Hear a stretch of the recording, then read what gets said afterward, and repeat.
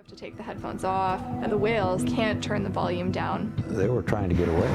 You didn't have to have a hydrophone to hear the sonar. It's underwater. These companies damage the ocean without cost. And the sound of all of those ships literally filled our ocean. It's a direct between the amount of ship noise and the physiology and the stress levels in these animals. It seems like we're able to do anything about it. The one good thing about ocean noise is that when you stop making noise, it goes away. At risk. And if you put the ocean at risk, you're putting all of us at risk.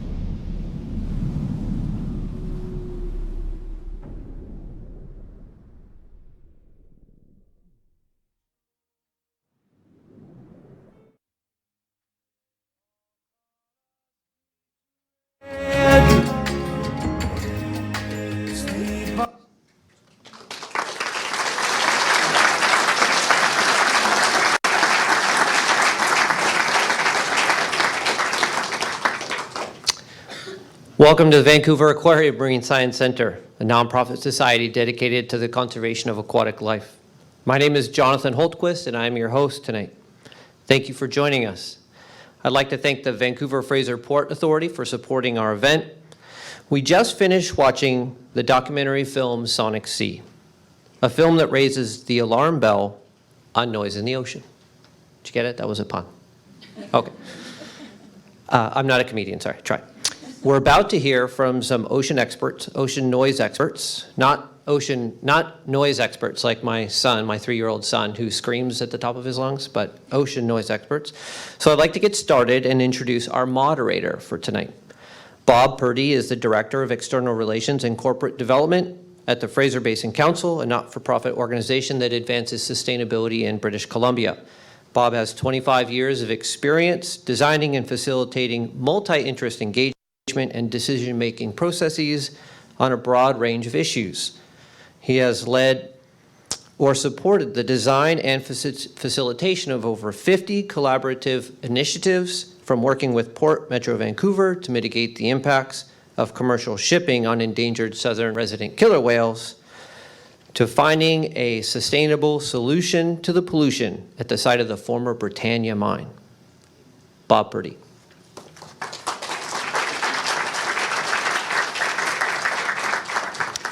Well, thanks very much, Jonathan, and welcome to those participating in the webcast for this very fascinating evening. I wanted to thank our hosts, Vancouver Aquarium, and this event today is presented by the Vancouver Fraser Port Authority, and the Vancouver Fraser Port Authority is leading the ECHO program, which you'll hear about in a minute. We have, as Jonathan noted, some special guests this evening to share their perspectives on what they are doing and what needs to be done to address this important issue of underwater noise and its effect on marine mammals. We have with us Orla Robinson, who's the ECHO Program Manager of the Vancouver Fraser Port Authority. And Orla is an experienced environmental specialist with over 17 years of technical experience working on a broad range of environmental projects. And Orla, in her capacity as ECHO Program Manager, will present information this evening about the program and its current focus on dealing with the challenge of underwater noise, impacts on endangered southern resident killer whales. We also have with us Kathy Heise, who's a research associate here at the Vancouver Aquarium Marine Science Center. Kathy began her involvement in cetacean research over 25 years ago as a lightkeeper, listening for the sounds of killer whales using a permanently mounted hydrophone. And she studied ecology of Pacific white-sided dolphins at UBC, and as a research associate at the Vancouver Aquarium, she is working with colleagues to study how dolphins use echolocation to find prey and avoid underwater hazards such as nets. And Kathy's also on the ECHO Program Advisory Working Group. This evening, Kathy will share information about research and other efforts that are going on worldwide to tackle the underwater noise challenge. We also have with us Robert Louis Manning, who is the president of the Chamber of Shipping of British Columbia. And Robert recently came to the Chamber from the Canadian Ship Owners Association based in Ottawa, and he's a former senior officer with 24 years of experience in the Royal Canadian Navy. And Robert also represents the Chamber of Shipping on the ECHO Program Advisory Working Group. And this evening, Robert will share his thoughts about the ECHO program, what the industry is doing to address its impacts, and his aspirations for the future. And each of the speakers will share their perspectives for 5 minutes each, and we will hold questions and discussion until all of their remarks have been delivered. But first of all, before we go to our speakers, I wanted to ask all of you just to stand up and do a big stretch, because you've been sitting for a while. It'd be great if you just stood up and maybe kind of turn to your neighbor, said hello, do a little stretch, do a little deep breathing, do a little moaning and groaning, and that's great. Thank you for that.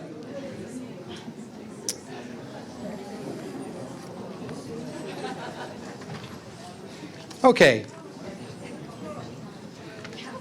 So I'd like you, before we start with our speakers, I'd like some volunteers to share. First of all, what did you learn from the film that you didn't know before? Who would like to start? What did you learn that you didn't know before? Come on, don't be shy. And if you don't mind identifying yourself, if you have an affiliation, that would be great too. Is this on? Oh. I work here at the aquarium in retail.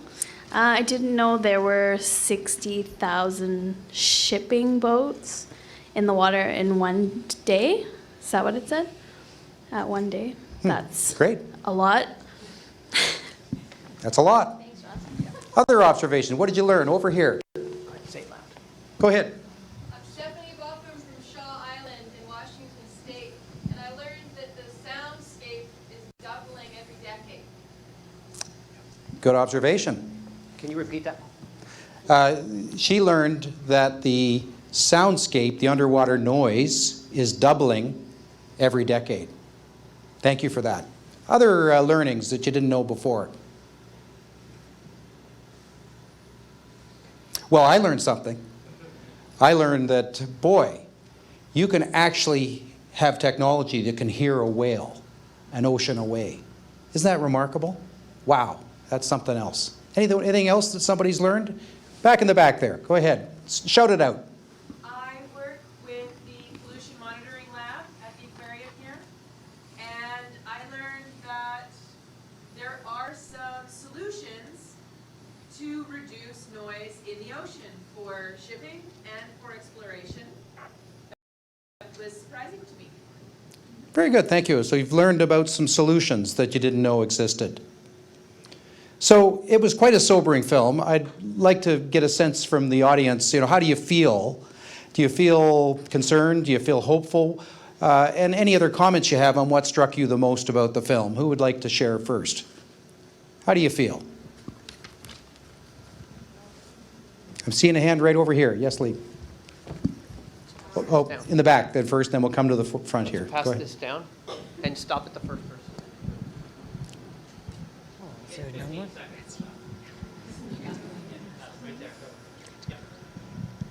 It makes me concerned. I'm a Vancouver volunteer, Vancouver Aquarium volunteer in the education department.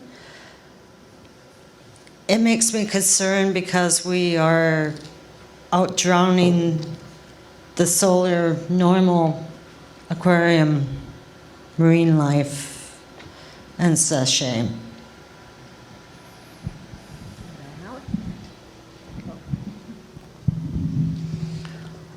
For me, I'm horrified to see the impact and how quickly it occurs. The 9/11 example is terrifying. It was good to see that there was improvement over that period of time, but overall it's horrifying. Very sad to see this. Okay. And there was one at the front down here as well, Jonathan. Oh, me. Okay. I'm extremely concerned, but I've known about this for a while, so my horror is a little abated. But what I'm really concerned about right now is the effect this is that of Kinder Morgan's twinning the pipeline, what effect that's going to have on marine life in Harrow Strait, Strait of Juan de Fuca, the whole BC coast, to say nothing of the open ocean. Because the plan that Kinder Morgan has is to, I think, quadruple the number of what are now called mid-size oil tankers in the bay and going out through these various waterways that are already at the edge of being unsatisfactory for noise levels. And we talk about the pipeline, but people don't talk much about what will happen when those tankers are loaded. Thank you. Thank you. I think we're all responsible. Wait for the mic. Yep. I think we're all responsible in the way that we all overconsume in this world. And if we didn't consume as much, we looked after our needs instead of our wants, we wouldn't have to be shipping so many things around the world. So what's your hope for the future? What would be your greatest hope given what you've just said? I really don't know what the answer is, but maybe people should look in their own lives and cut down on perhaps the name brand clothes that they need that are brought in from China and other places. And just a thought. Thank you for that. Okay, so that's terrific, and I think that's a great sort of set of input around, you know, how this film struck you. And I think it's a great segue to the next segment of our session this evening, and that's what's going on here regionally.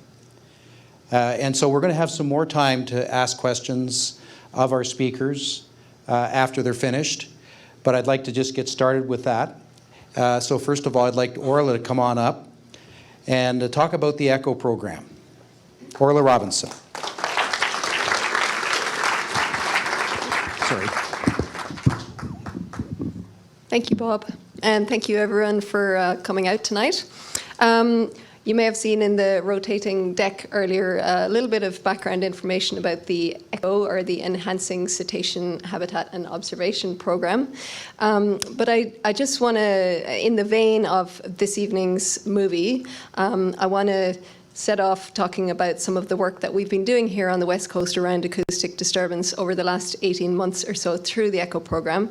The ECHO program being a science and management collaborative initiative looking to better understand some of these regional cumulative impacts associated with vessel-related activities, commercial vessel-related activities.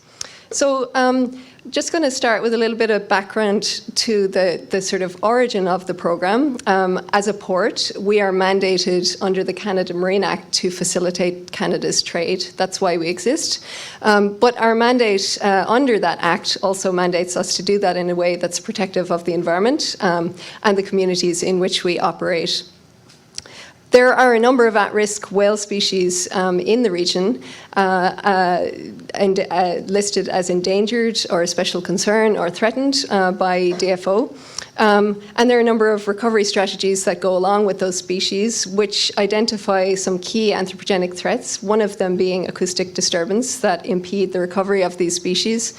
And within those recovery strategies, vessel traffic is identified as a key contributor to that threat of acoustic disturbance. And as you see from the figure here, some of the key shipping routes transit right through southern resident killer whale critical habitat, which is designated as critical habitat in both Canadian and US waters because they're an endangered species. So just shown on that map is the sort of primary shipping routes, but we also have a whole lot of other vessel traffic occurring in the region, ferries, tugs, fishing, recreational, whale watching. There's a lot of activity in this area generally. And we know that population is predicted to grow, so by 1 million in the lower mainland or greater Vancouver area by 2040, and by a similar amount in the Puget Sound area. And with those increased trade demands, increased transportation, as well as a number of marine projects that are proposed and may potentially come online, we do predict increased vessel movement in the region going forward. And looking at that sort of picture really regionally and holistically and cumulatively, we recognize that we really do need to bring some of the key players together to, if we're to find meaningful solutions for the whales, to come together and work together to discuss the issue, to raise awareness on the issue, and to find collaborative solutions. So to that end, Bob mentioned we have an advisory working group who's the key sort of group that we have sought advice and input from the early stages of the program. And really helping us, define the program, helping us to focus our efforts and define program goals and objectives.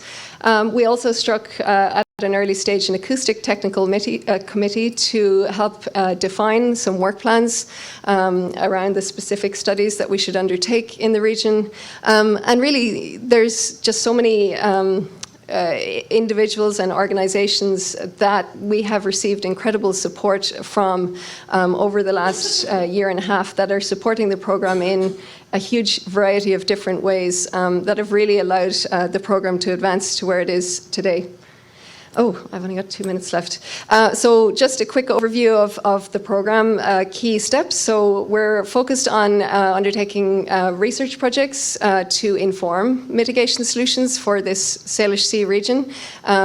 We're moving forward, looking to develop and trial mitigation solutions, to develop incentive measures and targets for around acoustic disturbance, and onwards to implement incentive and mitigation measures, programs, and in the longer term for the program to kind of monitor and manage ultimately towards measurable reductions in threats such as acoustic disturbance. We are advancing in a number of individual projects to answer some key questions for the region, and so sort of as you read down the list here, some of the questions we're looking to answer is, how do the different vessels coming to our port sound? Are they quiet? Are they loud? What do the contributions of all these different vessel types look like regionally? And if we break it down into the sort of sub areas around the region, who's contributing what where? What are the baseline levels right now so that we can look at those conditions going forward, the trends going forward? What can we as a port do to incentivize and change behavior in order to bring about change in terms of reducing the noise of vessels? We're interested in what kind of behavioral responses killer whales are experiencing when they're exposed to different noise sources, so large vessels versus a group of whale-watching vessels, for example. And as we see more humpbacks coming into the region over the last number of years, we're interested in understanding how ship noise may impact their vocalization patterns. And finally, this issue of underwater noise is it's complex, it's emerging, and for the folks who are not working with it on a day-to-day basis, it's an emerging issue that we really need to work. We have expended quite a lot of effort over the last year and a half in raising awareness with the sort of key stakeholders in the region, and we're hoping to continue to do that, as well as develop materials to go along with that. And you may have seen, and if you haven't, please do pick up one of the infographics on the table as you leave, or check it out on our website. And I'm going to have to wrap there because Bob's hovering. But thank you very much.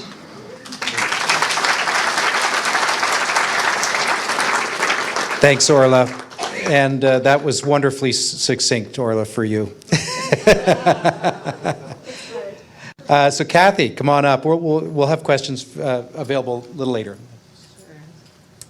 Thank you, and I'll just, before you start the timer, advance the slide. So yes, I'm Kathy Heise. I'm a research associate at the Vancouver Aquarium. Thank you for coming. Yes, and as Robert described, I first got introduced to listening to whales as an underemployed marine biologist with no job, and went off and was a lighthouse keeper for a number of years. But then got involved with research, and I've been listening to animals in the ocean ever since. One thing I'd like to convey to you is that virtually all marine life uses sound. But they do it in different ways. And we have an example of that right here with the southern resident killer whales and northern resident killer whales that vocalize all the time when they're traveling. Whereas the big whales, the transient whales, they need silence because they eat food that can hear all those sounds. So the only time we pick up recordings with them is after they've killed something. Key message that I also have that I hope you take away with you is that it's not just the sexy megavertebrates that use sound in the ocean, it's fish and invertebrates as well. And I'll just try, no, I won't do that. There we go. I'm going to try and play for you the sound. The mouse is there. I finally found it. These are the sound of Pacific herring, and it's a sound that they make when they, it's like an anti-predator sound, we believe. We don't really know. I'm just not quite sure why this isn't coming up. Yeah, it's just not, there it is. Oh, there. So those are Pacific herring, and Ben Wilson earned a Nobel Prize in Science for that. Also, invertebrates make sounds, and this is an example of snapping shrimp. And they make this sound by snapping their front claws, and it's actually quite loud.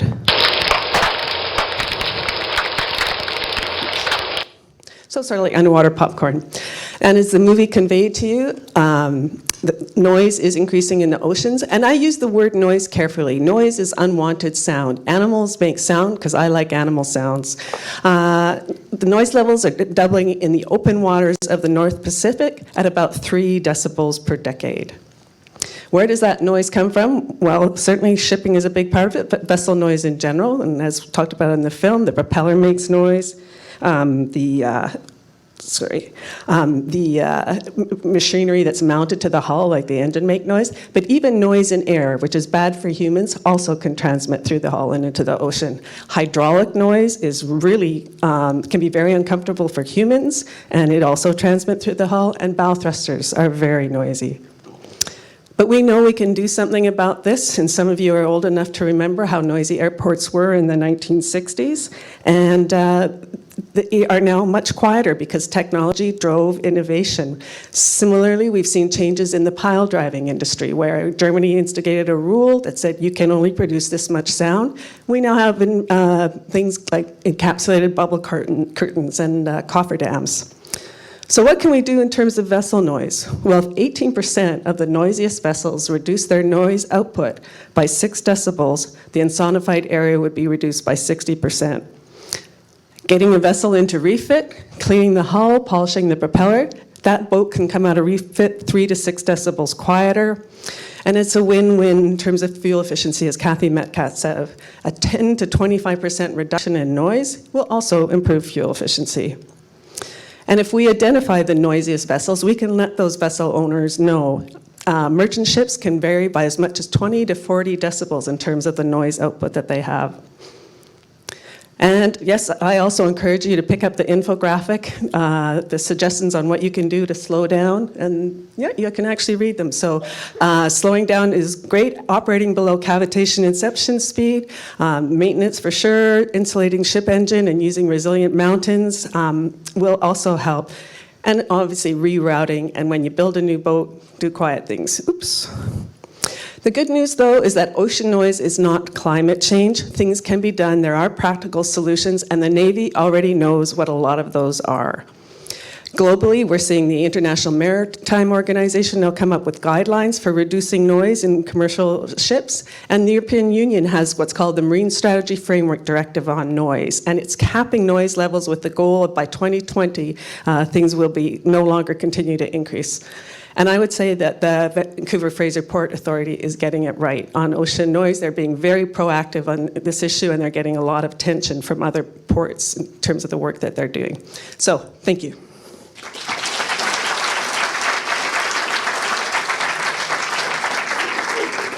Great, Kathy, and I'm looking for Robert Louis Manning from the Chamber. Robert.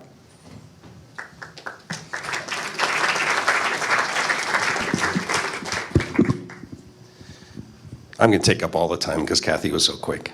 I bring you the shipping perspective, and I found that film very, very stirring and very emotional. I thought it was incredible. The Day of Infamy, March 15th, 2000, that was only 16 years ago, and I think there's a few people in the room that are probably under the age of 16. So that's an incredible amount of learning that's happened in 16 years to the point where we are today, and I say that we collectively, and I think that's the big difference. I'd like to say thank you to the Aquarium and the Port Authority's ECHO program.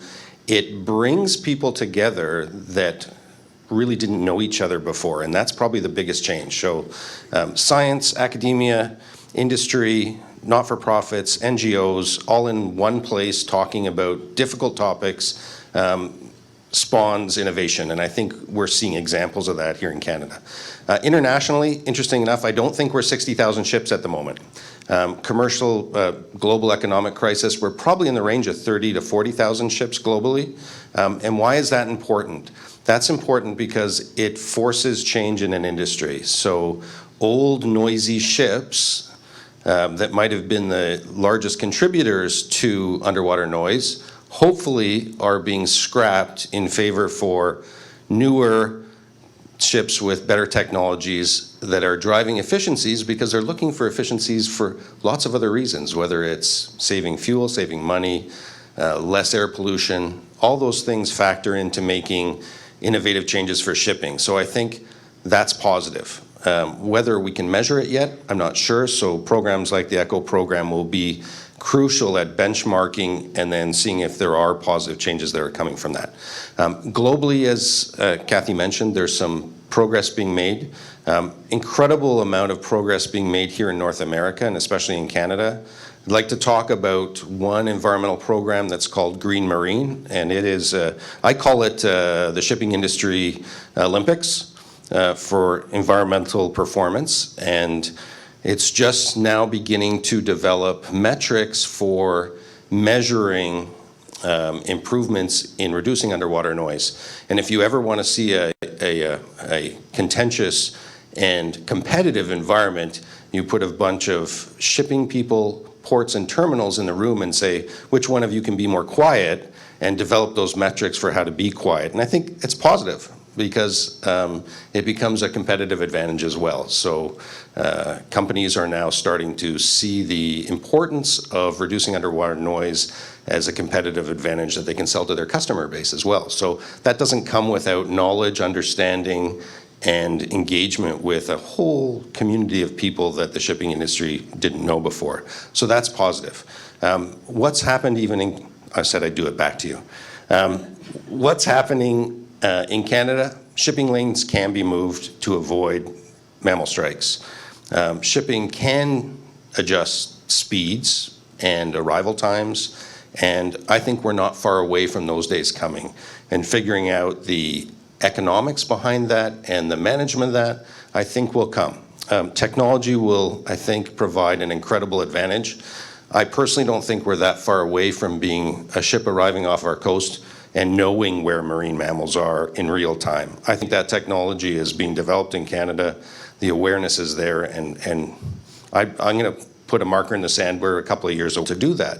And there'll be a huge advantage because we'll actually know what the impact is and how to mitigate that. So those are good things that are happening right here in British Columbia. What are some of the challenges? The challenges are that the shipping industry is a global industry. So you can have regional initiatives, but you also need global buy-in. So that's where programs like this develop momentum nationally, and Canada takes leadership positions in the United Nations through our International Maritime Organization. And I see that happening. And I don't know if we have any Transport Canada officials here this evening, but they're very, very involved in developing Canadian policy that will impact global policy. So I think that's all positive. But again, that ship globally turns a little bit more slowly than what regionally. So be aware of and something towards if we're going to I look forward to the Q&A session. Great. Yeah, so could I have Kathy and Orla come on back up, and Michael, come on up too, because you may have a few questions for Michael about this wonderful film. So the floor is open for questions for clarification, just if you're curious about what you just heard in terms of the remarks. Yes, so this lady right here, go ahead. Here. Yeah, we'll just do a little hand over there. Thank you. It so happens that my MP is Minister Harjit Sajjan, and I did ask him about methods to reduce noise in the context of a different kind of conversation. And he looked at me and said, well, there's quieting military technology, some of which is definitely transferable. And my mouth fell open. I had no idea that it wasn't all classified. So my question to you is anything being done along those lines that you know of? Who would like to take that? Give it a go. Yeah, I'll take the first part of it. How's that? I'm not sure if it came through. I have some Navy experience. I spent a good part of my sailing career listening to the oceans and learning about the oceans. So there is tons of technology that's been there for a long time, and I think there is now a link between a lot of those technologies and where those efficiencies can be found in the commercial environment. That technological development, especially in propeller design, propulsion systems, and the synergy is really, there can be money to be saved as well. So it's a win-win situation. So the economics behind that are the interesting part, and that's why I brought up, I think there's less ships sailing in the world at the moment, because there needs to be a change of a fleet, because you don't buy a new ship every 5 years. You invest over a period of 15 to 20, possibly 30 years. So a lot of that change is going to happen very quickly, I think, with the economics of shipping. But I'll probably scientific expert. You're okay? One thing that's been happening that's really encouraging is that some of these meetings that we're having on reducing noise, the Navy is making an appearance. They're interested, and they're interested in it for the right reasons. Great. Online question. Okay, so we have an online question. So the online question to our speakers here is the increase in shipping lanes here locally in British Columbia a threat to the biodiversity of our waters here in British Columbia?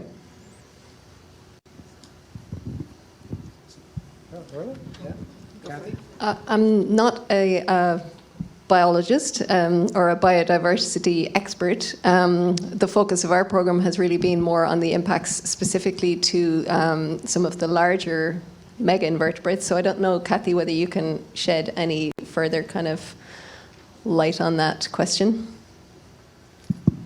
I think it's a question of good marine environmental quality, and so if we have more shipping and the vessels continue to be noisy, we're reducing the quality of the environment, and we know from studies in terrestrial areas, when you reduce the quality of the environment, you do lose some animals. So, I don't know, Michael, if you want to...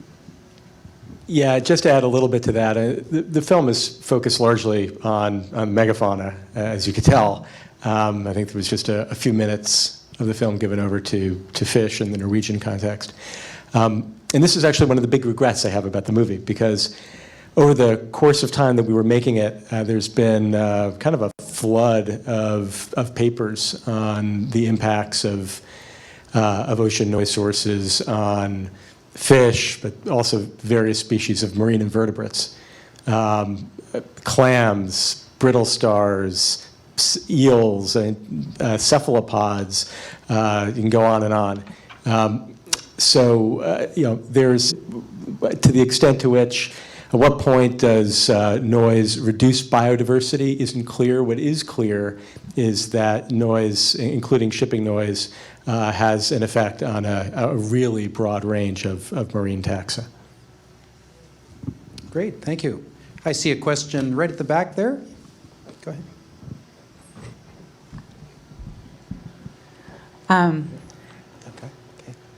So I want to thank you guys for showing this movie. It was really interesting, and I was struck by one of the statements that was made toward the end when they were talking about, you know, if 50 years ago we'd actually understood this, we would have done it really differently.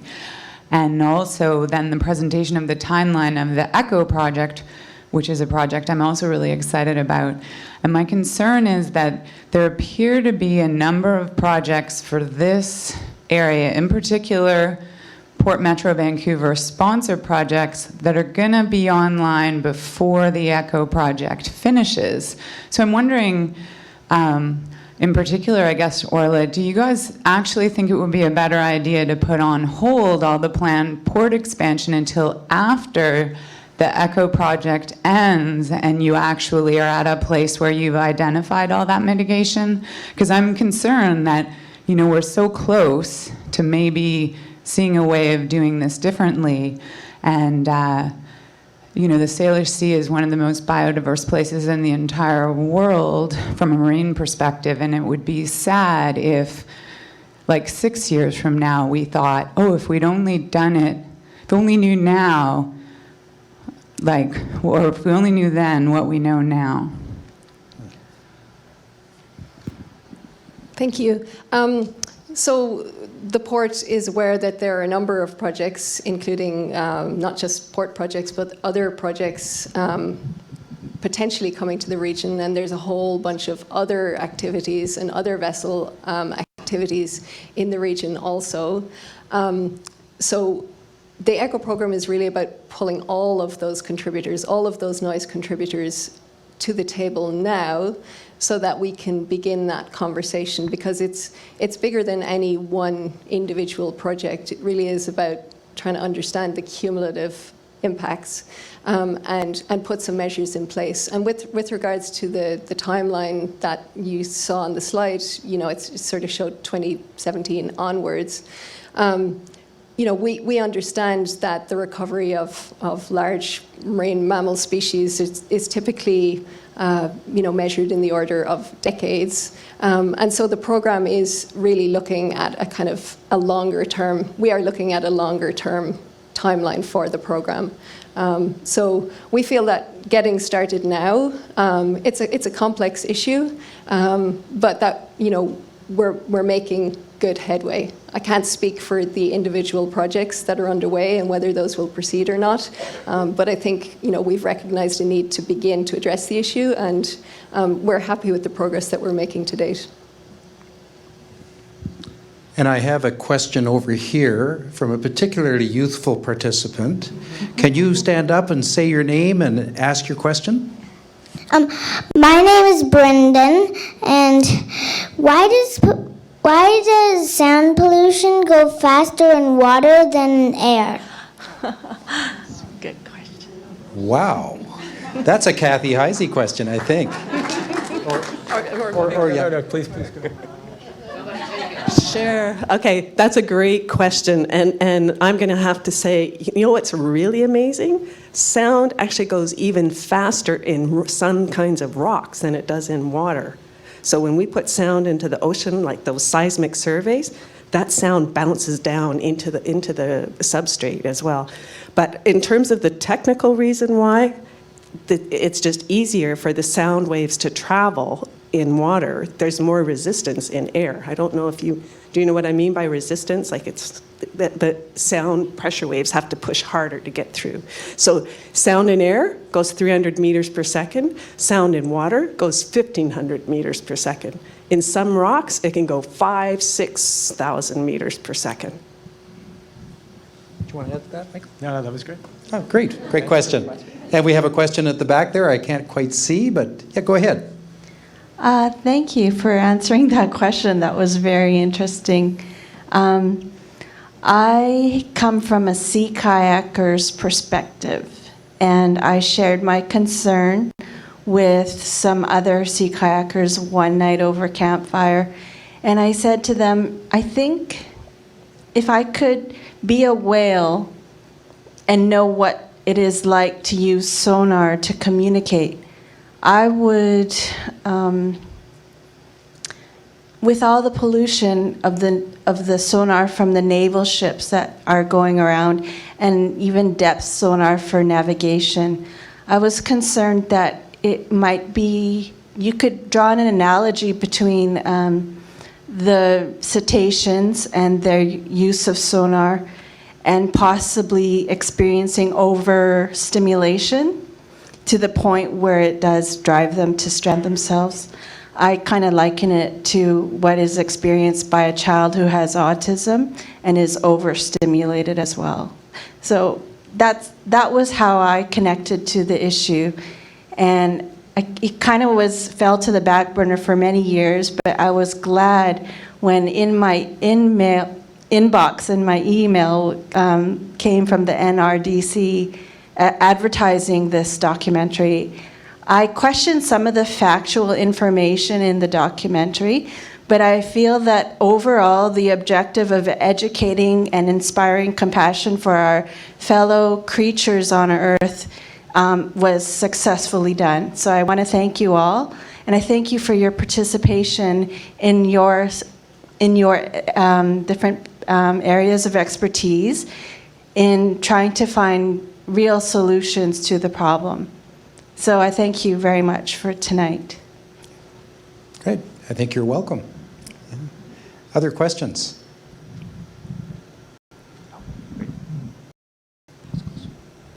Just in light of the decision on Kinder Morgan today, I just wonder if any of the panel could comment on whether we think it's too little, too late for the southern resident killer whales or not.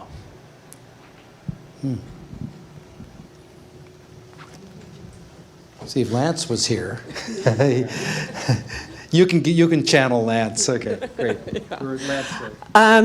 You know, the southern resident killer whales, although we've had some great news with the births of calves in the recent year, there are really no more now than there were in the late 70s. We're just not seeing recovery in that population. So I think that's why it's imperative that we get this data and this information out to industry based on the ECHO program. But it's also really important that we start educating everyone about this issue, because we're just such visual creatures. So will Kinder Morgan make a difference? I can't tell you that. I don't have eyes into the future. Do I think increased vessel traffic is good for the southern resident killer whales? Not at the noise levels that they're at now. Can I add to it?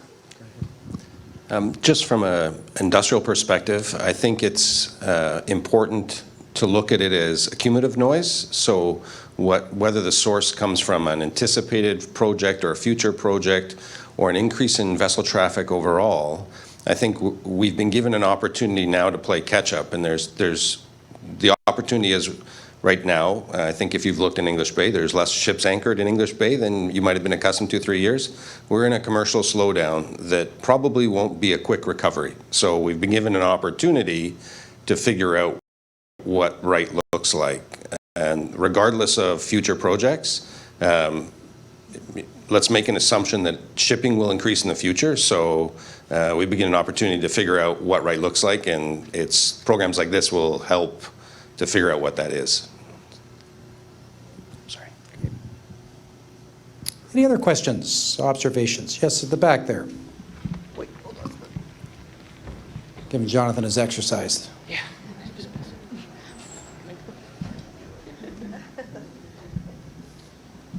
Is there any sort of a feedback mechanism for the shipping industry and ship owners that will indicate to them what level of noise their ships make? For example, is there any sort of a hydrophone network that could be used to say, well, using AIS, your ship was generating X amount of noise at this speed, et cetera, in this area, and thereby starting to document that, not so much as a policing mechanism, just as a system of information. And I'll give you an example. This was rather unfortunate. I got a call from Paul Spong on a radio once, and he asked me if I had done something to my propellers because they were particularly noisy on that day.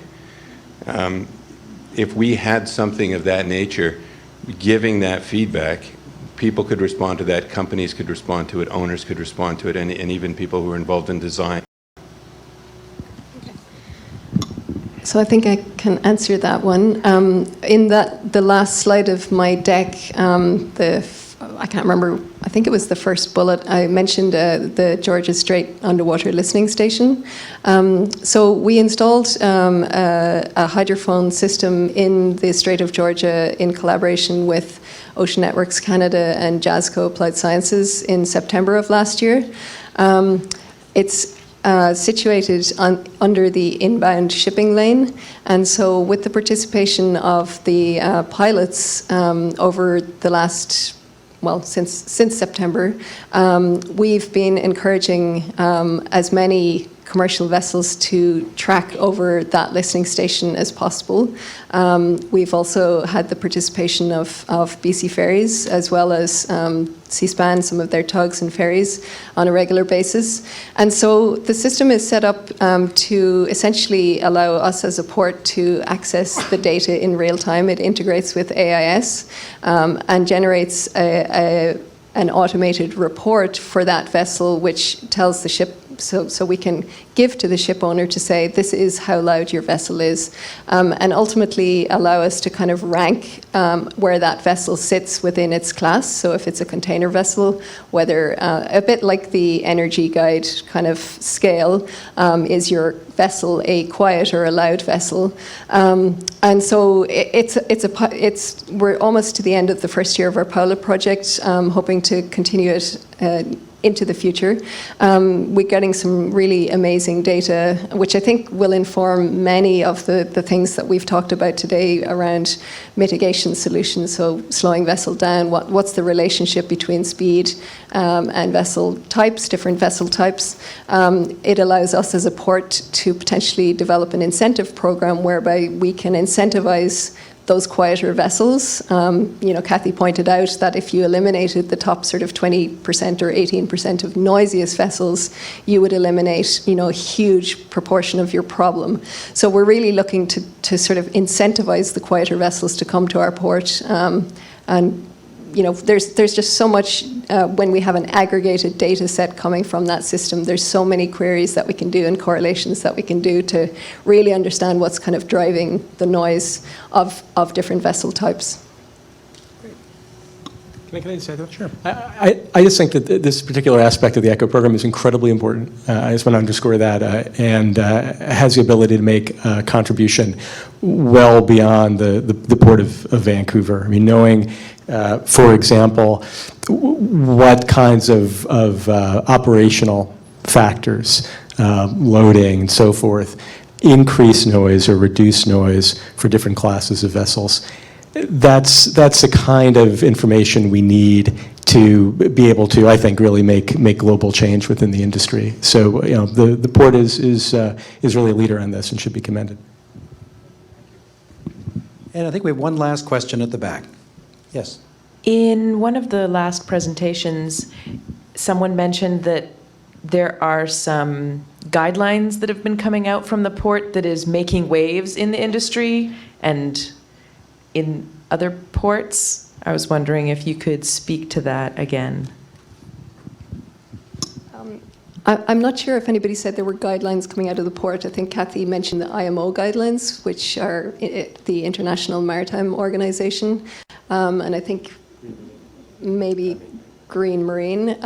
We haven't, as a port, issued any guidelines or regulations at this time, although we do intend to make all of the studies and the sort of research that we're undertaking, the results of those available openly on our webpage.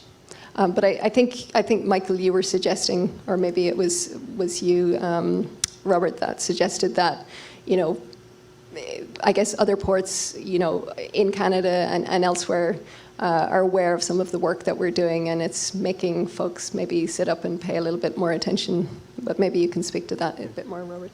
I think maybe you're referring to my comments around an industry-led environmental program called Green Marine, which started in Eastern Canada, propagated across Canada, and is now throughout North America. And guidelines would probably be the wrong word. I think it's the awareness and knowledge now of the impact of underwater noise that's driving the industry to try and develop metrics in order to measure and compare underwater noise mitigation performance. So that happens in a number of ways. It happens with the ship owning community. It happens with ports and terminals. And I think what's great about that is now it's being informed by programs such as the ECHO program and others in order to make some reasonable and practical impacts. So, they're discussing hull cleaning because things growing on your hull make noise. They're discussing speed changes. They're discussing cavitation and propellers, engine noise, and all these are playing into a dialogue that companies like to outperform their competition. So that's a healthy competition. It's one that you want to inform and inspire because it will lead to innovation. And I think this is just evolved in the last 12 to 18 months. So it's a fairly significant change for the industry having that dialogue. Well, thank you very much for the questions. I'd like to take this opportunity on your behalf to thank Michael for producing a fabulous documentary, Robert, Orla, and Kathy for sharing their remarks about what's being done about the problem. And hopefully, like you, like I am very, very much, I've learned a lot. And there's obviously much more work to be done. But it's great to see that there's a collaborative approach, and the key players that need to be around the table in this are there, and they're rolling their sleeves up and really trying to tackle this very important challenge. So with that, I'll just start the close for the evening by thanking the Vancouver Aquarium for hosting this evening. So a round of applause for the Vancouver Aquarium. And I'd also like to thank you all for coming tonight, to come out on an evening like this and to come and learn and share and come away hopefully with some hope for the future. And so thank you all for coming. It was wonderful to see so many of you out this evening. Thank you. And I'd also like to encourage people to take the underwater noise infographic on their way out to their offices and their vessel bridges, and take transit safely, drive safely if you're driving, and do it quietly. So thank you all. I'll pass it over to Jonathan for the final close.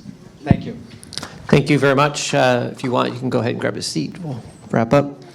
Thank you very much, everyone, for coming tonight. Thank you, Bob, guest speakers, and special guest tonight, Michael. Thank you, Vancouver Fraser Port Authority, for supporting our Sonic Sea event. We live in a time where we often hear about humans that are doing harm to the environment. Our event today is a great example of how we can come together and do something positive. There are a lot of examples tonight of things that we can do to reduce ocean noise. We just need to do it.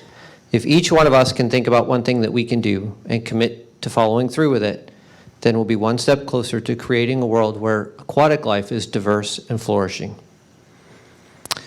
If you want, one thing you can do, this is a bit cheeky, is support the work of nonprofit societies like the Fraser Basin Council and the Vancouver Aquarium Marine Science Center. Thank you very much for joining us, and good night.